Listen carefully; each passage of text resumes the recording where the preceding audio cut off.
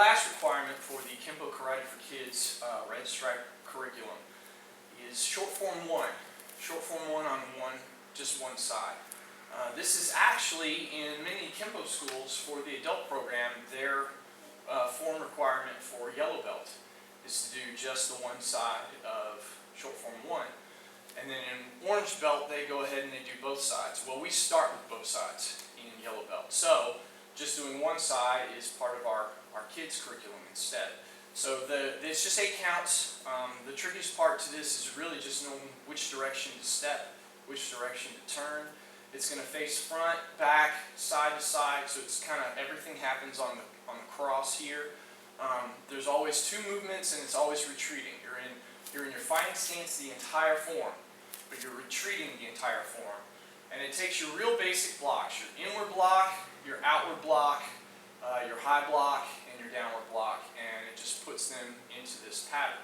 So every time you change direction, you're changing to one of those blocks, and then you retreat so that you do it on both sides that way. And that's essentially the 8 counts for this form here. Short form 1 on just one side here. Starts again from our formal salutation, right? And we're retreating. So the first step I'm going to do is to step back with the left. We're going to always keep the right side forward there. And that will be important when it comes time to do both sides. When you get into yellow belt and you have to do both sides, you have to remember which side you started the form with, so that when you come back, you can then do the opposite side. But for now, just remember, step back with the left, right side starts first. Inward block with the right. Right? Across your face. Then we're going to step straight back, still in fighting stance, inward block with the left. That's first 2 counts out of 8. We go from the top, we step back left foot first, inward block with the right. Step back right foot, inward block with the left. Right? 1, 2. Step 3. I step with the right foot in order to change my line now. I want to go side to side. I was going front to back, now I'm going side to side. And you turn to the left as you do that. So I'm stepping with the right foot to the right, just to where when I turn, I'm still in a good fighting stance. Facing here to the left now, and I'm going to outward block with the left hand. And this is with the fist facing you. Outward block. There. And then I'll step straight back, still on that line.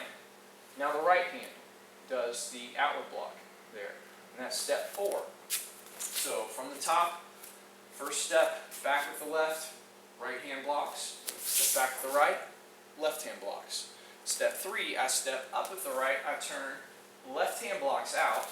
I step back with the left, right hand does an outward block. There, that's the halfway there, 4 counts. Now I'm going to turn to the opposite wall here. I'm going to stay on this line, but I'm going to face the opposite direction I'm facing now here. I'm going to turn toward, from the beginning of the form, what was our right side, but I'm going to turn to the left to get there. So I have to make a small step with my right foot so that as I turn, I can face to the left. And when I do, that's when the high block happens. So as you're facing the opposite side, you'll turn. Left hand will high block first. Then I step straight back, and the right hand does a high block there. So that's 6 steps out of the whole thing. We go back to the beginning. Step back with the left, it's inward block with the right. Step back with the right, inward block with the left. I step forward with the right, turn to the left, and outward block with the left. Step back with the left, outward block with the right. I make a small step with the right so that I can turn and high block with the left. Step straight back with the left so I can high block with the right. And then the last step, my left foot steps toward the front. I turn, face the back wall, and downward block with the right. It's already up from the high block, so I just drop it down. Downward block with the right. I step back, downward block with the left. And then the left foot steps up to square, and I close. And that's 8 counts. That's the finish of the form.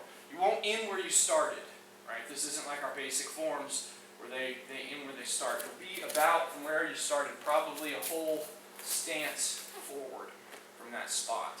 And then from here, you'll go right into doing the form again on the opposite side. So, one more time from the top. Short form 1, just one side.